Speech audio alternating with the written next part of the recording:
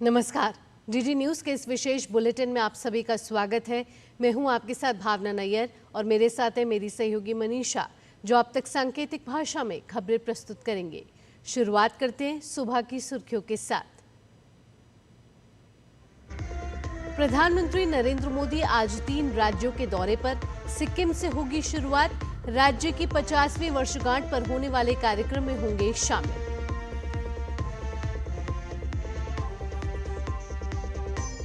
पश्चिम बंगाल और बिहार में आज हजारों करोड़ रुपए की विकास परियोजनाओं की शुरुआत करेंगे प्रधानमंत्री मोदी।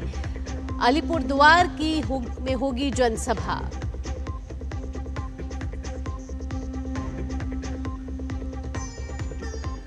गृह मंत्री अमित शाह आज से 2 दिन के जम्मू कश्मीर के दौरे पर। सुरक्षा स्थिति की समीक्षा के अलावा पाकिस्तानी गोलीबारी से प्रभावित लोगों से करेंगे मुलाकात।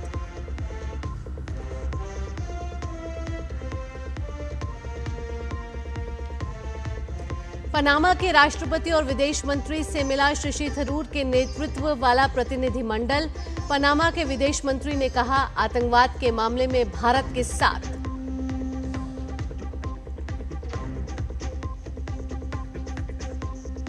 और आईपीएल का पहला क्वालिफायर मुकाबला आज। पंजाब किंग्स और आरसीबी में होगी भिड़ंत। अपने पहले आईपीएल खिताब की तलाश में दोनों टीम।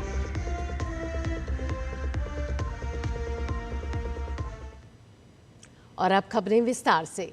प्रधानमंत्री नरेंद्र मोदी आज सिक्किम, पश्चिम बंगाल, बिहार की यात्रा करेंगे। उनकी यात्रा की शुरुआत सिक्किम से होगी। राज्य के 50 वर्ष पूरे होने के उपलक्ष्य में प्रधानमंत्री सिक्किम एट 50, जहां प्रगति उद्देश्य से मिलती है और प्रकृति विकास को बढ़ावा देती है, कार्यक्रम में भाग लेंगे। राज्य सरकार ने सिक्किम की सांस्कृतिक समृद्धि, परंपरा और प्राकृतिक वैभव का उत्सव मनाने के लिए सुनोलू समृद्ध एवं समर्थ सिक्किम थीम के अंतर्गत साल भर चलने वाले कई कार्यक्रमों की योजना बनाई है। प्रधानमंत्री सिक्किम में कई विकास परियोजनाओं का शिलान्यास और उद्घाटन भी करेंगे। इन परियोजनाओं में नामची जिले में 750 करोड़ रुपए से अधिक की लागत से 500 बिस्तरों वाला जिला अस्पताल, गयालशिंग जिले के पेलिंग में सांगाचोलिंग में यात्री रोपवे, गैंगटॉक जिले में सांगखोला में अटल अमृत उद्यान में भारत रत्न अटल बिहारी वाजपेयी जी की प्रतिमा आदि शामिल हैं। प्रधानमंत्री राज्य स्थापना के 50 वर्ष पूरे होने के उपलक्ष्य में स्मारक सिक्का, स्मारिका सिक्का और डाक टिकट भी जारी करेंगे।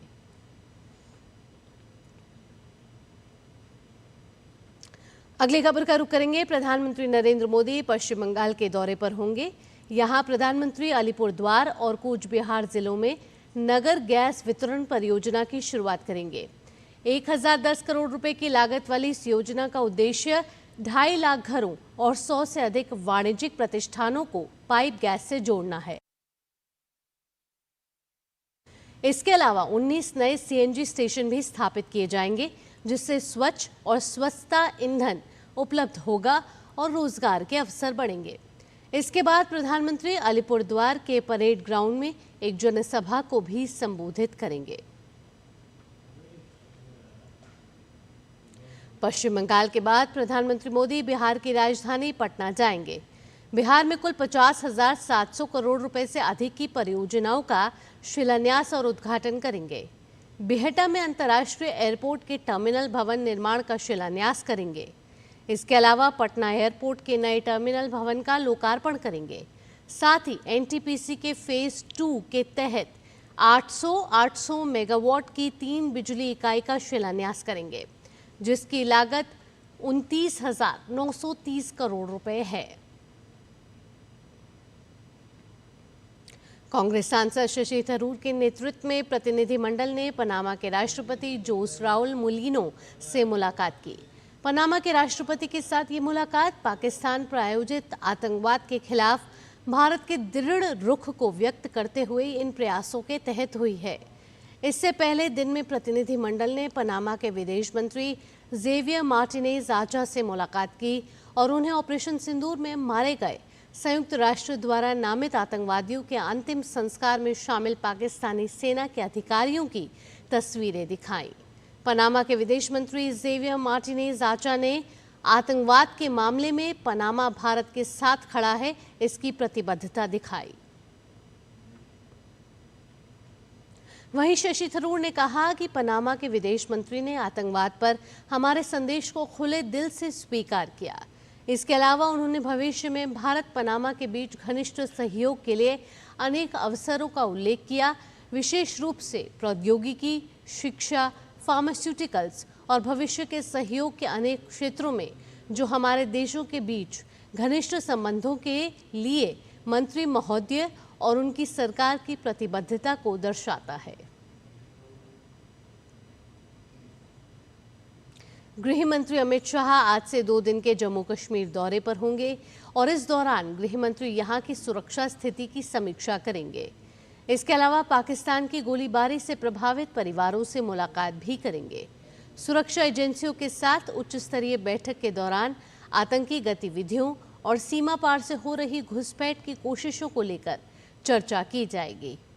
पिछले 2 महीने के दौरान गृह मंत्री का जम्मू कश्मीर का तीसरा और ऑपरेशन सिंदूर के बाद पहला दौरा होगा। केंद्रीय गृह मंत्रालय ने नैनीताल स्थित शत्रु संपत्ति मेट्रोपोल होटल परिसर को अस्थायी रूप से पार्किंग के रूप में उपयोग के लिए उत्तराखंड सरकार को आवंटित कर दिया गया है। मुख्यमंत्री धामी ने गृह मंत्री अमित शाह से उत्तराखंड के सीएम ने नैनीताल में पार्किंग की गंभीर समस्या को देखते हुए इस होटल परिसर के खुले स्थान को पार्किंग के लिए अस्थायी रूप से आवंटित करने का अनुरोध किया है। अब धामी ने शाह का आभार जताया है और कहा है कि इससे नैनीताल में पार्किंग की समस्या को दूर करने में काफी सुविधा होगी। मेट्रोपोल होटल का निर्माण 1880 में ब्रिटिश राज्य में किया गया था। इस होटल को भारत चीन युद्ध के बाद शत्रु संपत्ति घोषित कर दिया गया।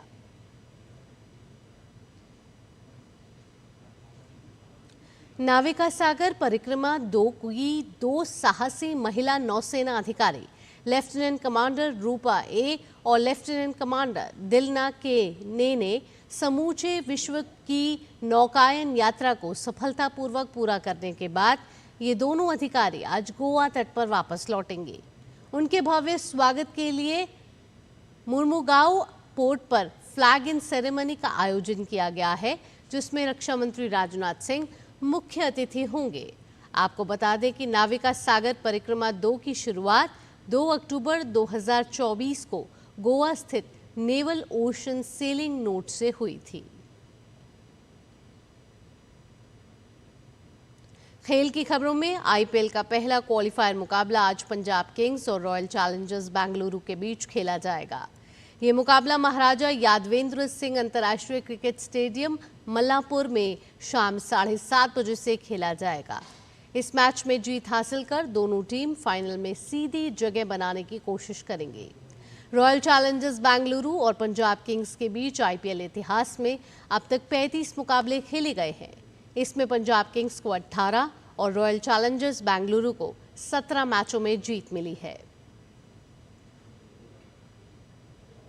सात्विक साईराज रंकीरेड्डी और चिराग शेट्टी की भारत की शीर्ष पुरुष युगल जोड़ी ने बुधवार को Singapore open super 750 badminton tournament में जीत के साथ वापसी की, जबकि लक्ष्य सेन को निराशा हाथ लगी और उन्हें पीठ के निचले हिस्से में दर्द के होने के कारण शुरुआती दौर के मुकाबले के बीच में ही मैच छोड़ना पड़ा। चिराग की पीठ की चोट के कारण मार्च में ऑल इंग्लैंड ओपन से हटने के बाद ये जोड़ी पहली बार कोर्ट पर उतरी थी, लेकिन उन्होंने शानदार खेल का प्रदर्शन किया और मलेशिया के चूंग होन जियान और मोहम्मद हाइकाल को केवल 40 मिनट के अंदर 21-16, 21-13 से हरा दिया। इसी के साथ इस विशेष बुलेटिन में इतना ही। मुझे और मेरी सहयोगी मनीषा के साथ फिलहाल के लिए टीम को दीजिए अनुमति। खबरों का सिलसिला यूं ही जारी रहेगा। नमस्कार।